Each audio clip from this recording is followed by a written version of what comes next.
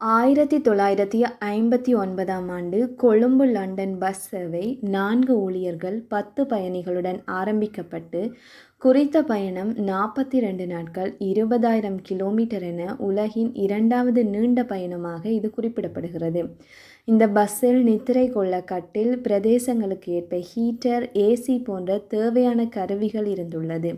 பயணம் முழுவதும் பஸ்ஸில் உணவு தயாரித்து பயணிகளுக்கு வழங்கப்பட்டுள்ளது.